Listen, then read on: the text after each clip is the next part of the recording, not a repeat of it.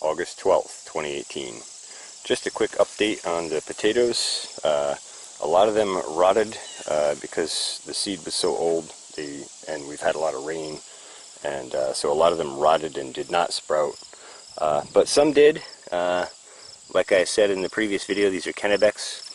I don't see any Colorado potato bug on these yet, so I'm very pleased to see that.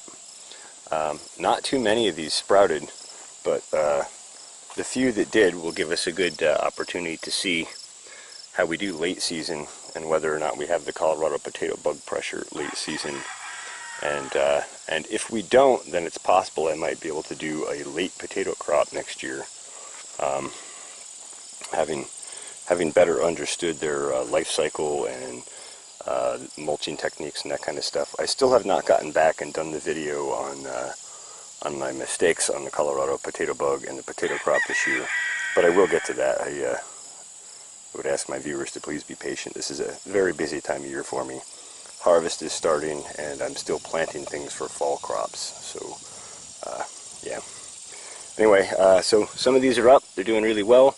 I had a whole bunch of Texas tarragon that I took cuts of, and some lemon verbena. So I did do a row of the Texas tarragon in with them. I figured if we did have a Colorado potato bug issue, the Texas tarragon is supposed to keep all sorts of bugs away, and supposed to keep rabbits away as well, from everything I've read. I don't know if that's true or not. I haven't really had a chance to test that in sort of a, with the control versus a variable kind of thing. But I just thought I would throw them in. They're an excellent herb. They're great with steak, rice, potato, that sort of thing. Kind of a licoricey flavor and smell to them. They're a member of the marigold family.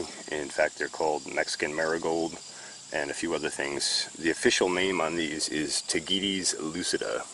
So you should check them out if you're interested in all kinds of different herbs and stuff. And I bring these in along with the rosemary and some of the other herbs, and they're wintered over in the greenhouse. They would not be hardy outdoors here.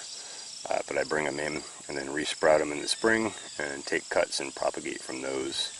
And that's been a really successful program for me for keeping these alive and keeping my own seed stock. Let's see, the leeks are, those have been in about a week or maybe 10 days, and they're starting to really establish well and straighten up nice. I got to get back in here and get some mulch down here pretty quick before the weeds get out of hand. But you can see these are starting to throw their wider leaves and really establish well, so I'm excited about that. And then of course yesterday I just transplanted these scallions. They were long overdue for transplant, but like I said, things have been busy, and my focus and priority has been harvesting crops that are coming in and making sure that the garlic is dried and cured and clipped down and handled, because the last thing I want to do is lose a crop that I've got 10 or 11 months of work into. So that's that. Beans are doing really well, and I do have a woodchuck or a rabbit or both that are getting inside the fence line.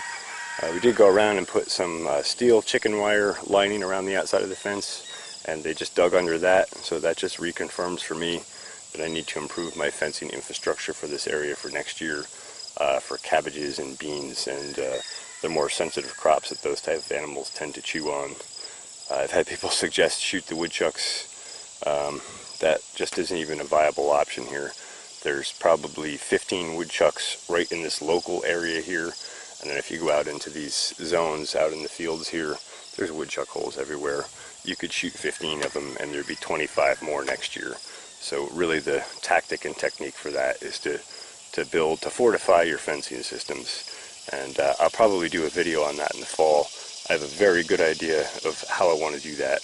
I just need to get the budget together to make it happen. The basil I should show you real quick while we're in here. This is sweet Thai basil here. This is really wonderful stuff. Very fragrant. Has kind of a licoricey flavor and smell to it also. This makes the most excellent pesto. This other basil here is a lemon basil. It's also a wonderful herb. Although I do like a lot of lemon stuff, lemon verbena and Meyer lemon and lemon balm and all those sort of things, the lemon basil doesn't appeal to me as much as some of the other basils do. However, I will have a lot of seed from this year, so that's pretty exciting. And you can see there's a huge diversity of pollinators in here. We've got everything from bumblebees to mason bees to, I don't see any honeybees in here yet, but the goldenrod is just starting to flower out now, so that'll bring the honeybees into this area, and I'm sure they'll be in here as well. And you can see I've gotten the mulch down in here, and this is really how soil is supposed to be managed. Covered, always covered. Whether it's covered in green growing plants or covered in mulch that's decaying, always covered, never exposed. This over here is a really bad example of farming practices, which is part of why I need to get back and get mulch on it and that sort of thing. I'm just working with the tools that I have right now, and so they're not the best tools. They're kind of a blunt instrument, for lack of a better way of describing it. Anyway, I just thought I would share this stuff, and I'm going to go over beans and production versus reproduction in another video here, so if you want to check that out, that'll be right behind this video. Thanks for watching the Farmacy Seeds Network.